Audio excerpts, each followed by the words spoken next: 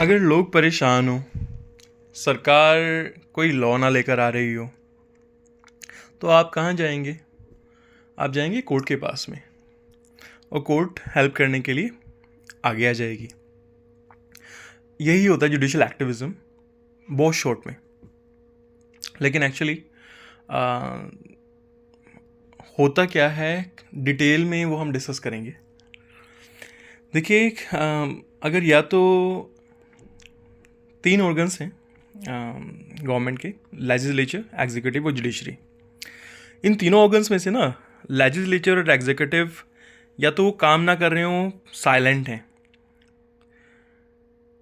लोग परेशान हो रहे हो, या फिर अगर वो काम कर भी रहे हैं, ऐसा कोई लॉ लेके आ भी रहे हैं, लेकिन जो वो लॉ लेकर आए उससे लोग परेशान हो रहे हैं, तो भी जुडिशरी को आना पड़ेगा। दोनों ही सिनेरियोज में जुडिशरी को आगे आना पड़ेगा। इसी को जुडिशियल एक्टिविज्म कहते हैं। कई लोग ना जुडिशियल एक्टिविज्म और जुडिशियल रिव्यू में कंफ्यूज हो जाते हैं। वो हम कन्फ्यूजन दूर करेंगे आज। पहले हम ब्लैक्स लॉ डिक्शनरी में देख लेते हैं जुडिशियल एक्टिविज्म को कैसे डिफाइन किया है। इन्होंने कहा है कि भाई जजेस अपने खुद के पर्सनल व्यूज़, पर्सनल ओपिनियंस आगे रखते हैं ऐसे वक्त पर जब लेजिस्लेचर और एग्जीक्यूटिव दोनों शांत हों। तो वो कुछ ना कुछ पब्लिक पॉलिसी लेकर आते हैं, और उनका रोल ना कई बार असर्टिव होता है। वो असर्ट करते हैं दोनों के आगे, लेजिस्लेचर और एग्जीक्यूटिव के आगे, देखो कि तुम दोनों शांत हो, तुमने काम नहीं किया, मेरे को करना पड़ रहा है।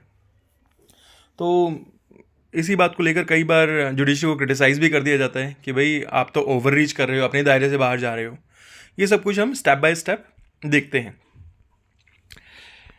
तो शुरुआत करते हैं हम यहाँ से कि लोगों के इंटरेस्ट के अगेंस्ट में, जिससे लोगों का इंटरेस्ट खराब हो रहा हो, लोगों के जो हित की बात है, जिसमें लोगों की भलाई है, उसमें दिक्कत आ रही हो, तो कोर्ट आएगी, बैलेंस लेकर आएगी वापस। जो इम्बैलेंस हो गया था ना सोसाइटी में due to the absence of some law और due to the presence of some law, जैसे भी इम्बैलेंस क्रिएट हुआ था, कोर्ट उस बैलेंस को लेकर आएगी। अब देखिए, हम यहाँ से शुरुआत करते हैं जुडिशियल रिस्ट्रेंट से। जुडिशियल एक्टिविज्म को समझने के लिए हमें चार फैक्टर समझने पड़ेंगे: judicial restraint, judicial review, judicial activism and judicial overreach. Judicial restraint में क्या होता है कि कोर्ट है ना, खुद पर रोक लगा लेती है यहाँ पर जुडिशियल रिस्ट्रेंट में। क्यों, कब? अब सपोज कोई इंडिविजुअल है, उसको किसी डिपार्टमेंट में जाना चाहिए था, वहाँ पे उसका काम होता, जो भी उसकी डिमांड थी वहाँ उसका काम हो सकता था, लेकिन वो आ गया कोर्ट में, बीट ऑनरेबल हाई कोर्ट और ऑनरेबल सुप्रीम कोर्ट।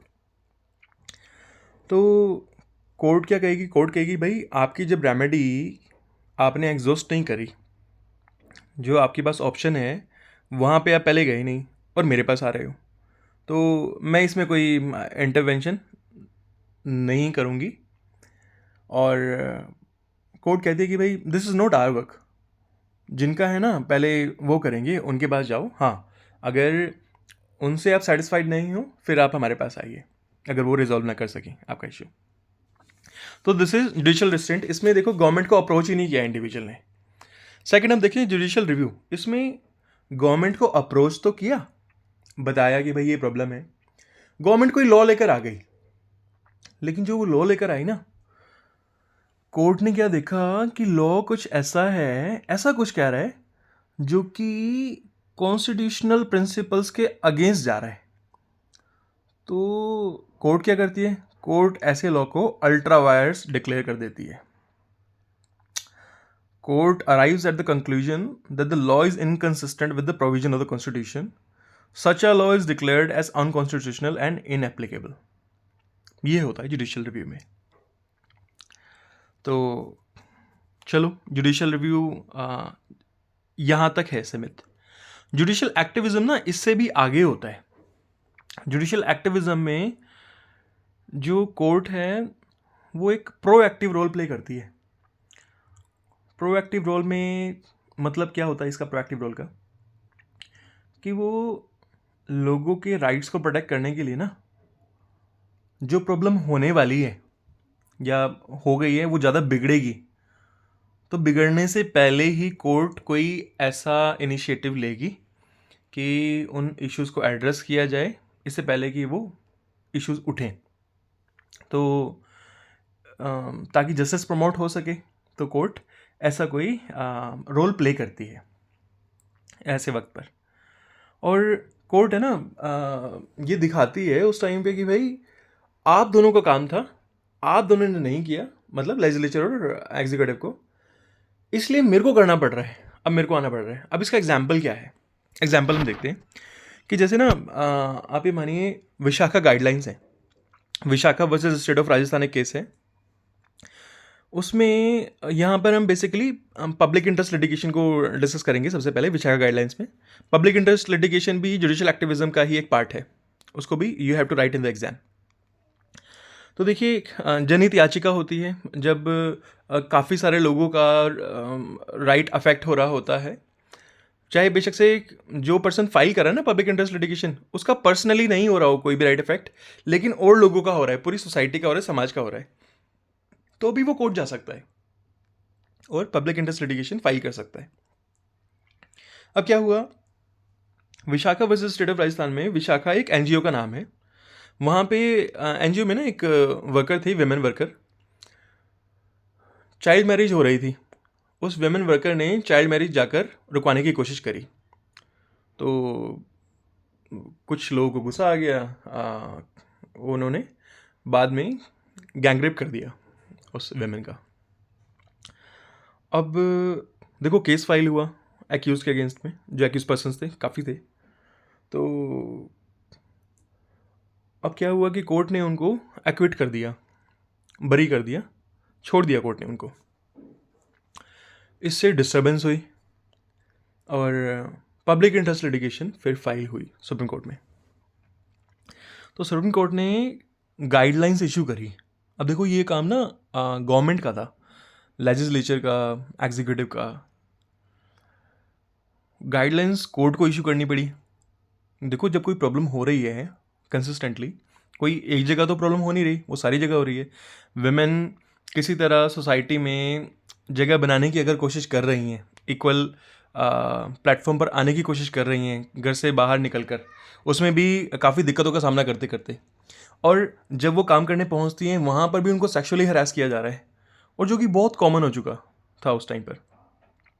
तो यही बातें उन्होंने कोर्ट को बताई कि कोई लेजिस्लेशन नहीं है, कोई कोई भी लॉ नहीं है, लॉ एब्सेंट है इस चीज़ पर, ताकि सेक्सुअल हरासमेंट को प्रिवेंट किया जा सके एट वर्क प्लेस और शांति से वुमेन काम कर सकें, इस चीज़ के लिए कोई लॉ ही नहीं है। तो फिर सुप्रीम कोर्ट को गाइडलाइंस लेकर आनी पड़ी, और गाइडलाइंस में सुप्रीम कोर्ट ने बोला कि भाई ये एम्प्लॉयर की रिस्पॉन्सिबिलिटी है कि वो कभी भी ऐसा कुछ होता है तो उसमें डिले ना हो रिपोर्ट करने में ऐसे केस को, और कि ऐसी कमेटी बनेगी, उसमें विमेन उसकी हेड होंगी, 50% मेंबर्स विमेन ही होंगे।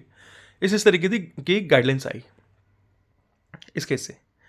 अब देखिए ये था पब्लिक इंटरेस्ट लिटिगेशन का example. You can write Vishakha versus state of Rajasthan का केस भी आप लिख सकते हैं एग्जाम में। अब देखिए इसके अलावा ये तो चलो पब्लिक इंटरेस्ट लिटिगेशन है। कोर्ट कई बार ना सुओ मोटो कॉग्निजेंस लेती हैं। सुओ मोटो कॉग्निजेंस क्या होती है कि खुद से संज्ञान लेना एक चीज़, एक मैटर का। जैसे कि एग्जांपल मैं देता हूँ, अभी रिसेंटली ना क्या हुआ था कि जब सबरीमाला टेम्पल के केस को सभी जानते हैं, उसमें ना केरला हाई कोर्ट ने सुओ मोटो कॉग्निजेंस ली थी, क्योंकि दंगे हो रहे थे, वायलेंस हो रहा था, तो कोर्ट को खुद आकर संज्ञान लेना पड़ा, सुओ मोटो कॉग्निजेंस है। ऐसे ही अभी जो आरजी कार हॉस्पिटल एंड जो आरजी कार हॉस्पिटल में ये ट्रेनिंग डॉक्टर के साथ में हुआ था रेप एंड मर्डर, उसकी भी सुओ मोटो कॉग्निजेंस ली थी सुप्रीम कोर्ट ने। तो ऐसे टाइम पर आकर ना कोर्ट को इंटरवीन करना पड़ता है पब्लिक इंटरेस्ट के लिए। अब ये देखिए, एक तो हमने विशाखा केस डिस्कस किया है ना, हम दो जजमेंट्स और देखते हैं। उसको उनको देखने से पहले हम ना ये लास्ट पॉइंट डिस्कस कर लेते हैं, जुडिशियल ओवररीच का। अब देखिए, जब इस तरीके से कोर्ट ना काम कर रही होती है खुद से, तो कई बार कोर्ट को क्रिटिसाइज़ किया जाता है, जुडिशरी को, कि भाई आप जो 3 ऑर्गन्स है ना गवर्नमेंट के, उसमें सेपरेशन ऑफ पावर है, सेपरेशन ऑफ पावर का कंसेप्ट है कि भाई इंडिपेंडेंट हैं तीनों, लेजिस्लेचर, एग्जीक्यूटिव और जुडिशरी, कि दखलंदाजी नहीं होनी चाहिए, कि ना दखलंदाजी इन द सेंस कि अपने दायरे से बाहर आके कोई दूसरे ऑर्गन का काम ना पकड़ ले, दूसरे ऑर्गन का काम एक ही ऑर्गन ना करने लग जाए।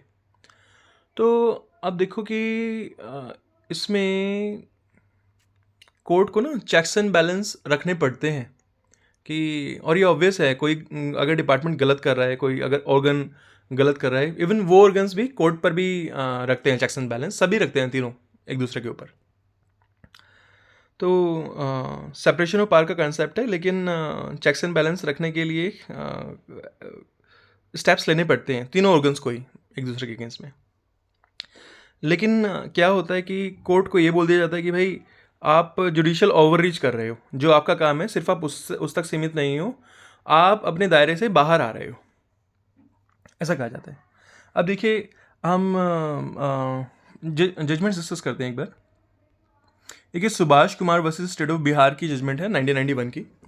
इसमें कोर्ट ने रिकग्नाइज़ किया कि भाई जो right to a pollution free environment है, वो भी राइट टू लाइफ के अंदर कवर होता है।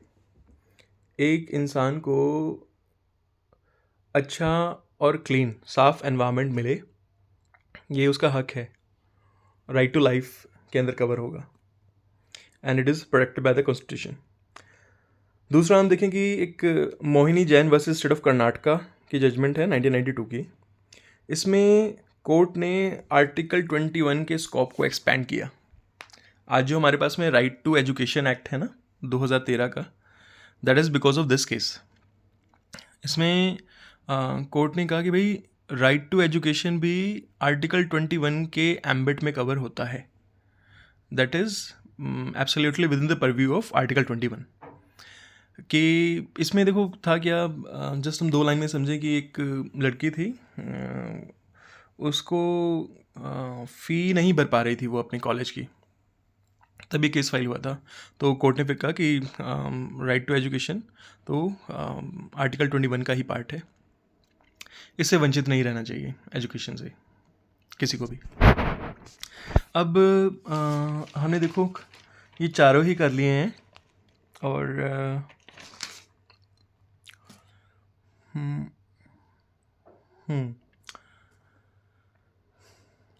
ठीक है, everything is covered. Okay, please let me know if you need a video on any other topic as well. Kindly comment for the same. Thank you.